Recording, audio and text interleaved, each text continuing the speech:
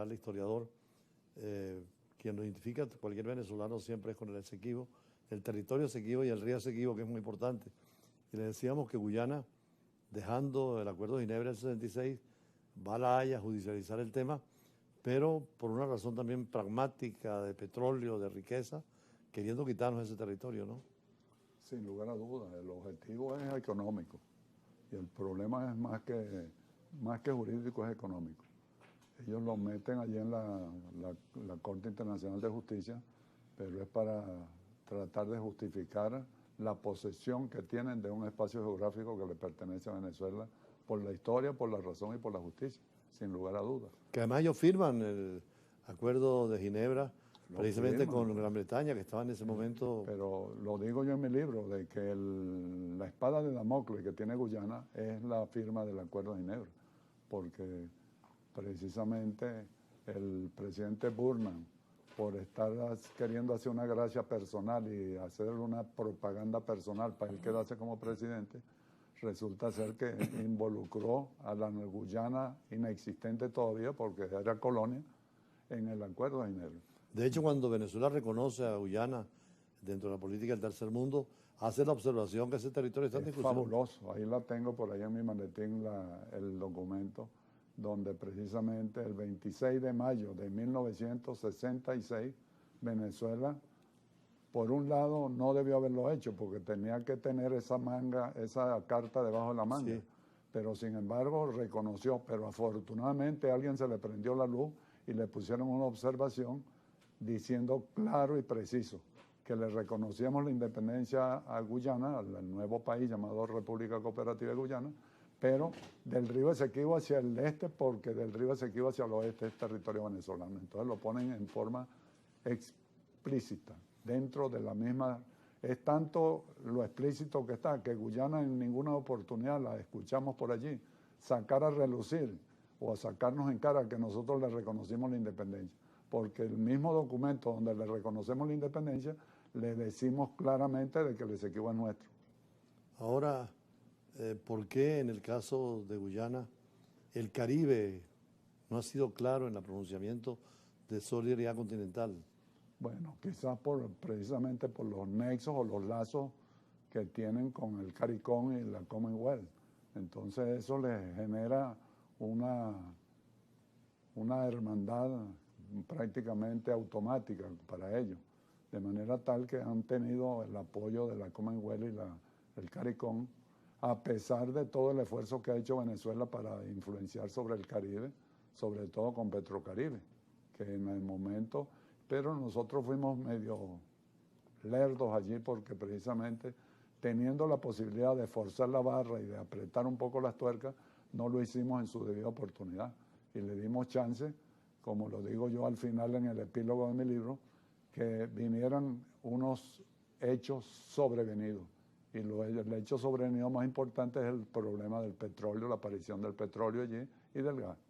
Ahí la Mobil Exxon y toda esta gente se ha metido financiando prácticamente toda esta demanda. Bueno, tanto que le dieron 18 millones de dólares para que pagaran todo el personal que estaban, que es bastante extenso, un personal muy calificado que tienen ellos, tratando de engañar precisamente a la Corte Internacional de Justicia, porque el solo hecho de explicar de que la solicitud está prácticamente supeditada a todos los documentos antes del Acuerdo de Ginebra, están dejando por fuera el principal documento y el más importante y el más actualizado.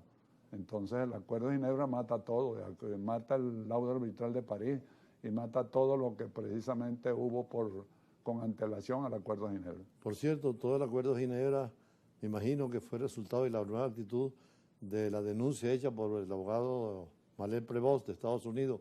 Veía el otro día que Diógenes Escalante inclusive le llevó al presidente Medina a una conversación en Washington. Bueno, Severo Malher Prevost precisamente hizo una carta o el memorándum que se llama así en 1944 y lo tuvo guardado su compañero de bufete hasta 1948 cuando muere. Y es en 1949 cuando es publicado en una revista norteamericana el memorándum de Severo Malher Prevost. dio bastantes luces al gobierno nacional, se nombraron las comisiones, se iniciaron un proceso profundo de investigación que permitió precisamente aclarar todas las posibilidades del fraude que fue cometido por el laudo arbitral de París del 3 de octubre de 1899.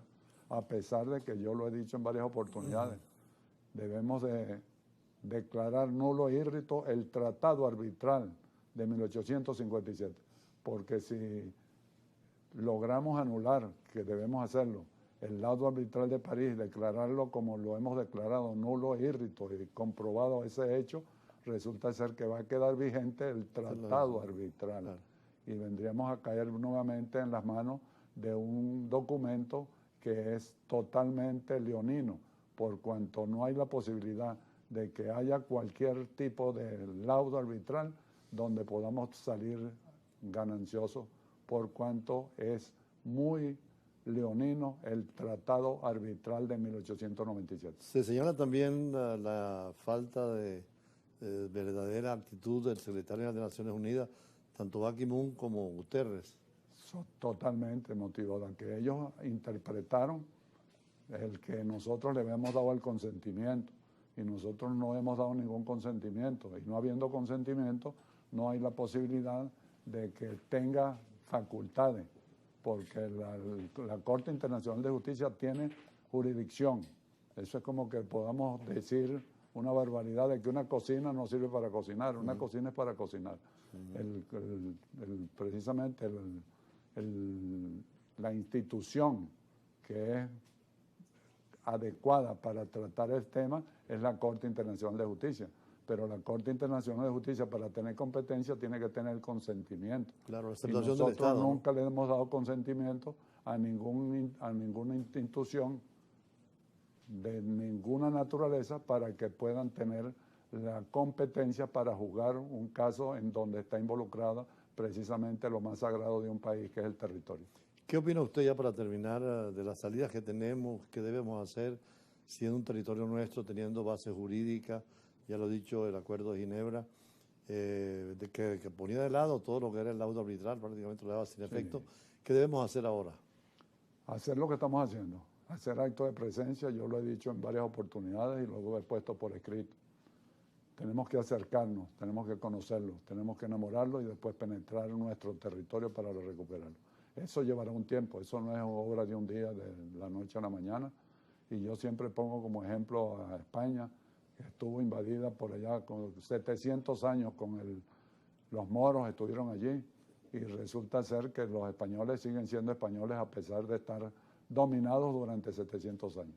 El hecho de que tengamos 126 años, 127 años con toda esa carga inglesa dentro de ese territorio, nosotros tenemos que recuperar lo que es nuestro, en virtud de que no hay absolutamente duda alguna de que el territorio Esequibo es de Venezuela. Inclusive veía estos días que España apenas tiene también desde 1720 o 23 ocupadas Gibraltar y no deja de reclamarlo, y son 7 kilómetros cuadrados. 7 kilómetros cuadrados. O Argentina con las Malvinas, que son unos 13.000. ¿No? Y con Kuwait, allá en el Medio Oriente, que Kuwait es producto precisamente de los ingleses. Y también allí Belice, que le quitaron un pedacito allá a Guatemala. Sí. Total que, bueno, en África ni se diga. Problemas. Entonces, precisamente lo que no debemos es desmayar, y lo que había faltado era voluntad política. Ese es el gran reclamo, y por eso lo hago énfasis en la presentación de esa revista, donde pongo allí unos documentos muy importantes como son entonces hago énfasis de que hoy tenemos un total y absoluto disposición del Estado venezolano para la recuperación de lo que es nuestro. Bueno, va a seguir trabajando en este tema como siempre lo ha hecho. Yo lo felicito y sigamos adelante. Ha sido Pompeyo Torrealba, general historiador, la mejor biografía que tenemos sobre el Esequibo, la encontramos en sus libros. Muchas gracias. Incluso recientemente vi que tiene una actitud muy poética sobre Bolívar. Bolívar, dime la verdad. Sí, fue de tanto leerme unos 387 libros que tengo en mi biblioteca sobre Bolívar, resulta ser que tuve que hacerle una pregunta y hablar un poco con Bolívar, en sentido figurado, lógicamente, para poder conseguir algunas respuestas de algunas interrogantes, algunas dudas. Bueno, si alguien fue claro con razonables. respecto a la Guayana Esequiba fue Bolívar, lo que siempre la reclamó, Sí. dio instrucciones a nuestros diplomáticos en Londres y bueno, se opuso a toda esa invasión inglesa de la época. Sí, a pesar de su preocupación hacia el sur, precisamente siempre manifestó algún interés sobre la recuperación de ese espacio geográfico que nos quitó y nos arrebató Inglaterra en aciagos días de nuestra historia. Bueno, muchas gracias. Gracias El a pueblo de ustedes, Venezuela señor está embajador. unido en este reclamo y vamos a seguir leyendo sus libros y sus clases, que siempre son ilustrativas y muy nacionalistas, republicanas, y además favorece la integración latinoamericana porque el día que tengamos que cerrar la frontera nos integraremos mejor. El sol de Venezuela nace en el río. En el río Esequibo vamos a modificar un poco el eslogan. Gracias y seguimos con otros invitados en la tarde de hoy.